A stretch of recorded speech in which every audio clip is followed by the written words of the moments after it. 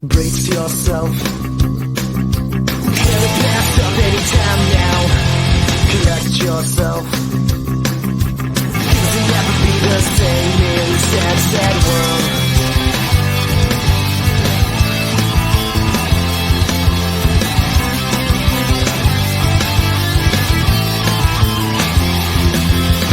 Walk around a lot a bit, trying to make the pieces fit to a puzzle with a million missing pieces. When I'm feeling fine is when I discover that I'm afraid to blow my cover, and there's something very wrong with this. So sit back in your hole.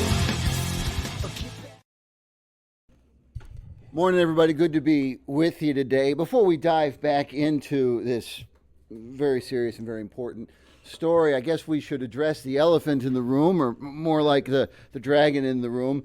Could I get my spirit morons, Angelica and Maria Camilla? Could you join me here for a moment?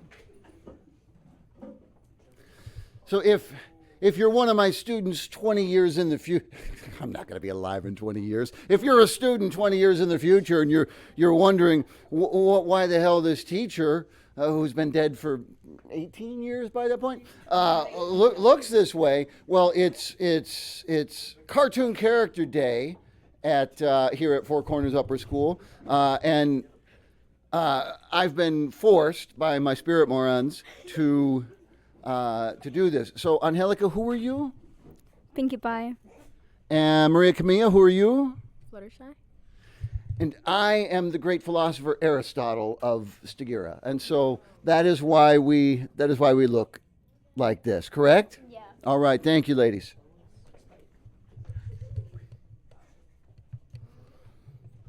All right, so civil war has broken out. The Prince Absalom has declared himself king, opposed to his father, King David, and we are on the brink of war. So let's dive back in. When David came to Mahanaim, Shobi the son of Nahash from Rabbah of the Ammonites, and Machir the son of Amiel from Lo-debar, and Barzillai the Gileadite from Rogalim. I don't know why he's a Gileadite if he's from Rogalim. I don't know why he's not a Rogalimite. They brought beds, basins, and earthen vessels, wheat, barley, flour, parched grain, beans and lentils, honey and curds and sheep and cheese for the herd, for David and the people with him to eat. For they said, that's a they if ever there was. Yeah. The people are hungry and weary and thirsty in the wilderness. Then David mustered the men who were with him and set them over the commanders of thousands and commanders of hundreds, and set over them commanders of thousands and commanders of hundreds.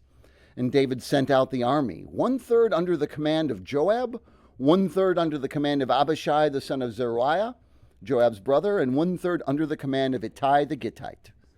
And the king said to the men, I myself will also go out with you. But the men said, You shall not go out, for if we flee, they will not care about us. If half of us die, they will not care about us. But you are worth 10,000. Look me now when you say that. Say it again. Wait.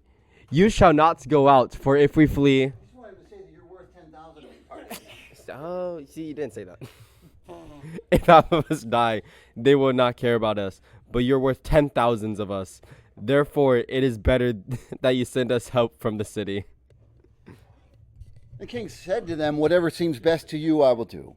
So the king stood at the side of the gate while all the army marched out by hundreds and by thousands.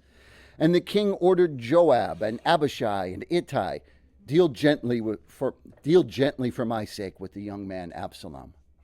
And all the people heard when the king gave orders to all the commanders about Absalom. So the army went out into the field against Israel, and the battle was fought in the forest of Ephraim. And the men of Israel were defeated there by the servants of David. Look at how the text is turned the tables here. All right, so the text is treating it as if Absalom controls Israel, as if Absalom has, at least for now, successfully unseated David, that David is somehow the rebel, even though he's fighting to get his own throne back. And the men of Israel were defeated there by the servants of David, and the loss there was great on that day, 20,000 men. The battle spread over the face of all the country, and the forest devoured more people that day than the sword. And Absalom happened to meet the servants of David. I don't have the pretty pictures on the board.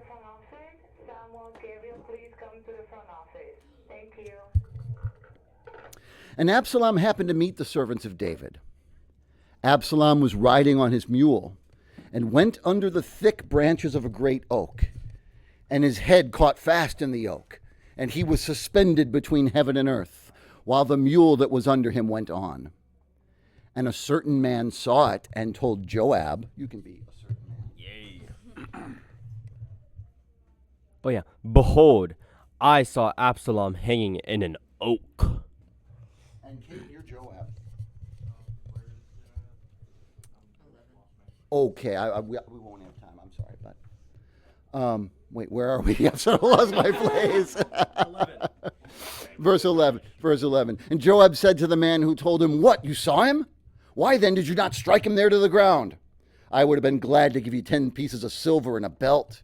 But the man said to Joab, Even if I felt it in my hand, the weight of thousands pieces of silver, I would not reach out my hand against the king's son. For in our hearing the king commanded you, and Abishai and Ittai, for my sake protect the young man Absalom.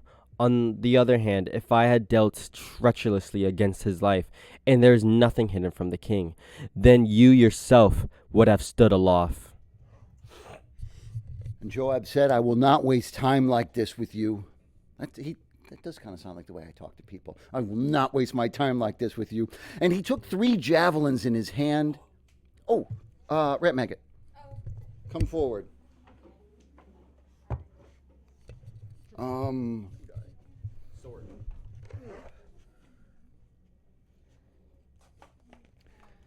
And he took 3 javelins in his hand, and he thrust them into the heart of Absalom while he was still hanging from the oak. You're dead.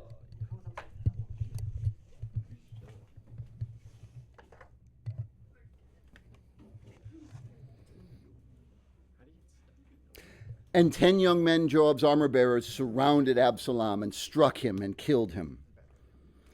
Now, David was sitting between the 2 gates, and the watchman went up to the roof of the gate by the wall, and he lifted up his eyes and looked. He saw a man running alone. The watchman called out and told the king, and the king said, "If he is alone, there is news in his mouth." And he drew nearer and nearer. This is going to be you, Angelica. And he drew nearer and nearer. The watchman saw another man running, and the watchman called to the gate and said, "You want to read the watchman real quick? Because it's sort of a day." See another man running alone. And the king said, "He also brings news." The watchman said, I think the running of the first is like the running of Azmaz, the son of Zadok. and the king said, "He's a good man, and he comes with good news." Then Ahimaaz cried out to the king, All is well. and he bowed before the king with his face to the earth and said, Blessed be the Lord your God, who has delivered up the men who raised their hands against my lord the king. and the king said, "Is it well with the young man Absalom?" And Ahimaaz answered, When Joab sent the king's servant, your servant, I saw a great commotion, but I do not know what it was. And the king said, "Turn aside and stand there." So he turned aside and stood still. And behold, we cut out, I cut out a portion in the middle where this character was introduced, but he's just a dude from Cush. And behold, the Cushite came, and the Cushite said, "You want to be him too?" Okay. Good news for my lord the king, for the Lord has delivered you this day from the hand of all who rose up against you. And the king said to the Cushite, "Is it well with the young man Absalom?" And the Cushite answered, May the enemies of my lord the king and all that rise up against you for evil be like the young man. And the king was deeply moved, and went up to the chamber over the gate and wept. And as he went, he said, "O my son Absalom, my son Absalom, would that I have died instead of you, O Absalom, my son, my son."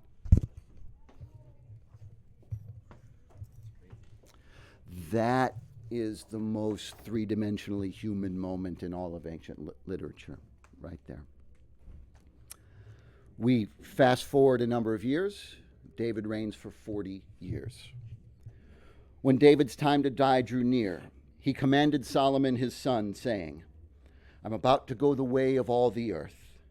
Be strong and show yourself a man, and keep the charge of the Lord your God, walking in his ways and keeping his statutes, his commandments, his rules, and his testimonies, as it is written in the law of Moses, that you may prosper in all that you do and wherever you turn, that the Lord may establish his word that he spoke concerning me, saying, if your sons pay close attention to their way, to walk before me in faithfulness with all their heart and with all their soul, you shall not lack a man on the throne of Israel."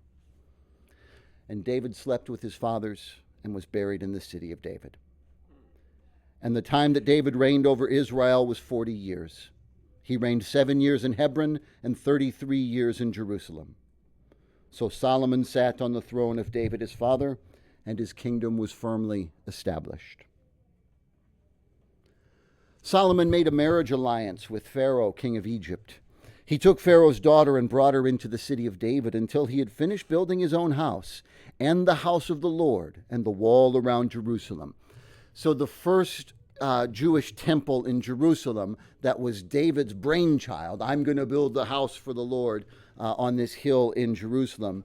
David didn't actually build it. In the narrative, in a part we didn't read, one of David's punishments for killing Uriah the Hittite, was he didn't get to build the temple. But his son Solomon builds the temple, which is presented in the text as the grandest and most glorious building ever built. Solomon's temple is going to be destroyed about 500 years later by the Babylonians and rebuilt about 100 years after that. And then the rebuilt temple, that's the one, if you're familiar at all with gospel stories where Jesus is like overturning the table with the money changers and stuff, that's the rebuilt version of Solomon's temple. And then that will be destroyed by the Romans in the year 70 A.D.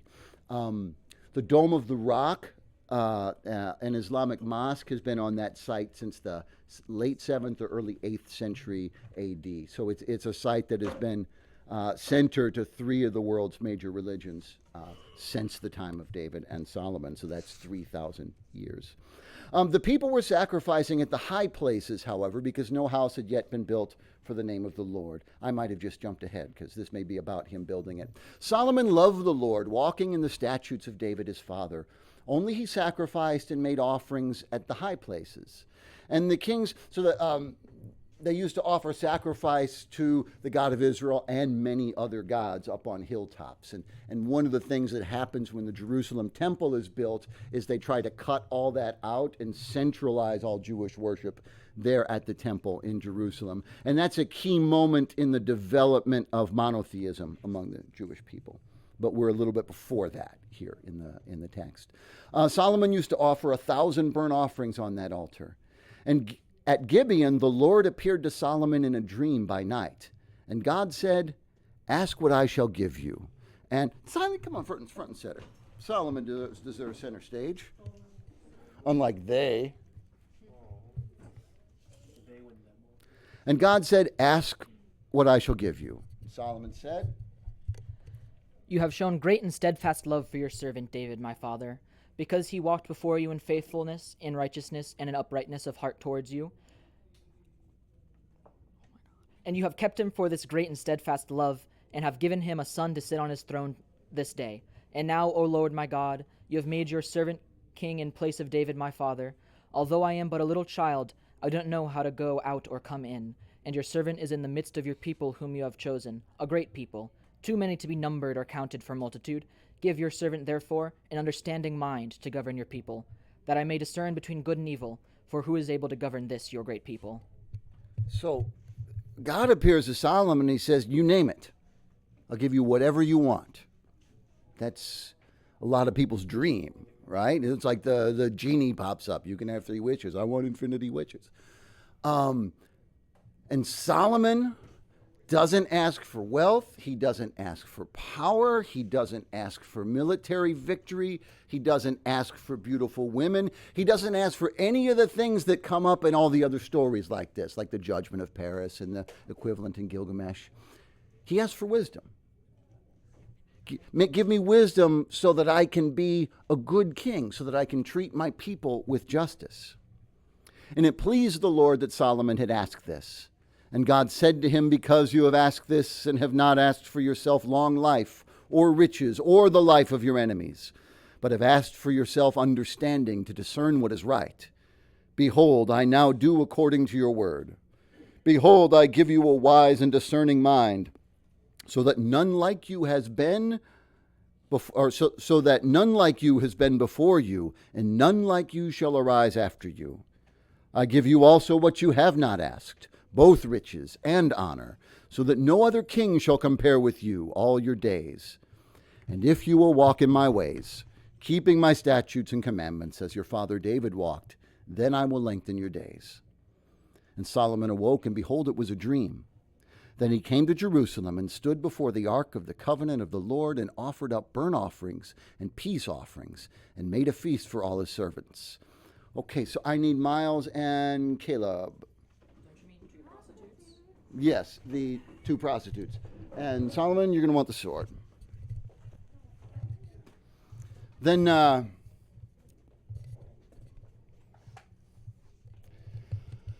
Then 2 prostitutes came to the king and stood before him.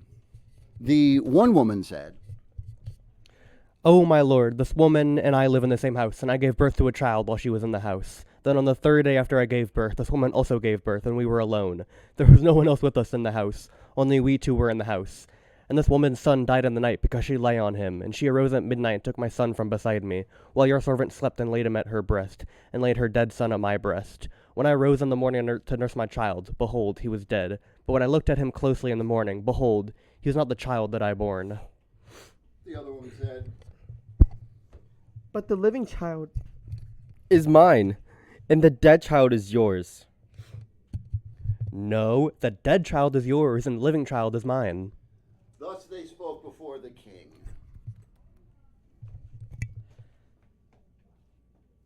Then the king said, verse 23. The one says, "This is my son that is alive, and your son is dead." And the other says, "No, but your son is dead, and my son is the living one." And the king said, "Bring me a sword." so a sword was brought before the king.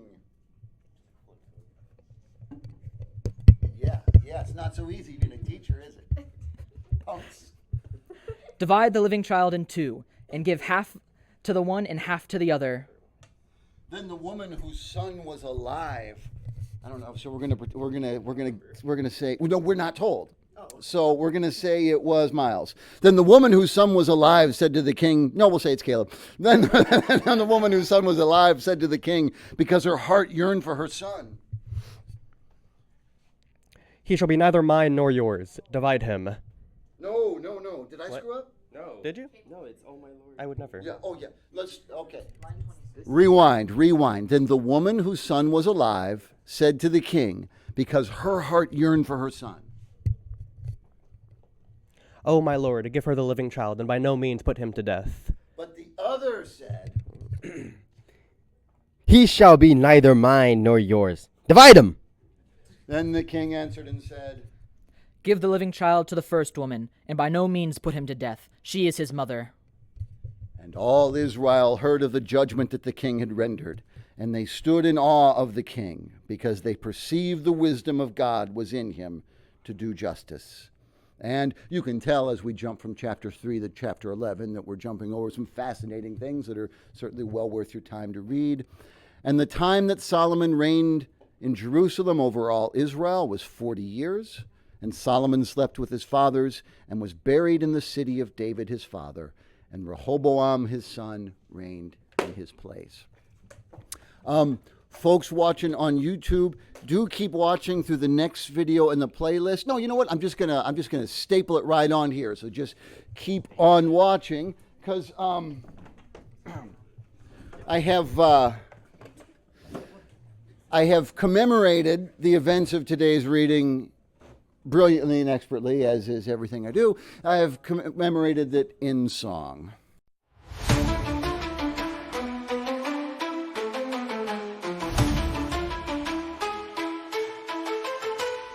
Spirits look at shadows under the burning sky. The cry of battle echoes as the arrows start to fly.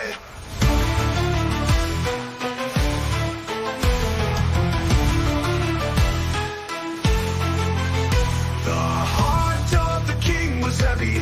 His eyes were filled with dread. For his son had turned to darkness. Now a war had to be led. Oh, Absalom, my son, my son. Why did you turn and run? My heart is torn, my tears they fall. Absalom, my son, my son.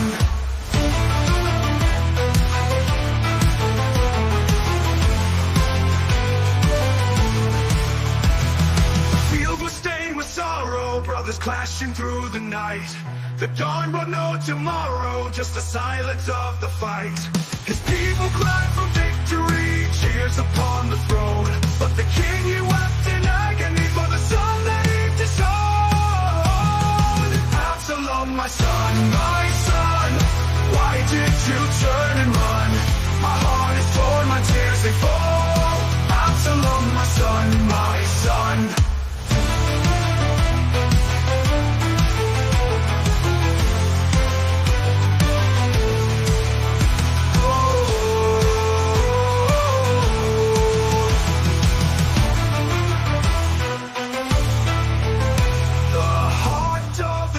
Heavy, his eyes were filled with dread. For his son had turned to darkness. Now a war had to be led. Oh, Absalom, my son, why did you turn and run?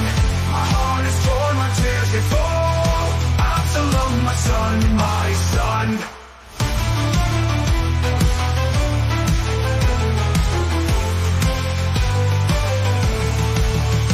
My son.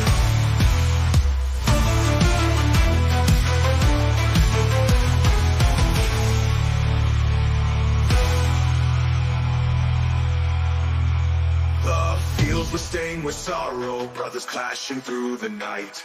The dawn brought no tomorrow, just the silence of the fight. His people cried for victory, cheers upon the throne. But the king, he wept in agony for the son that he disowned. Absalom, my son, why did you turn and run? My heart is torn, my tears they fall. Absalom, my son, my son.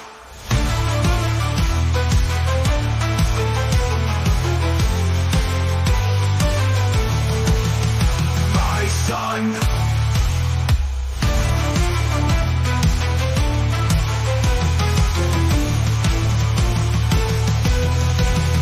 My son.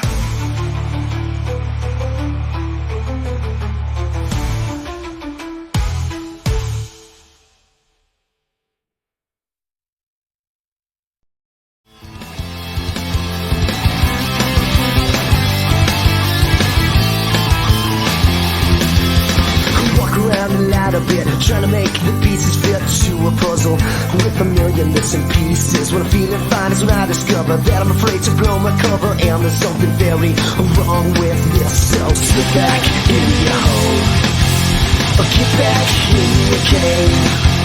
If I'm going down, I'm taking someone with me.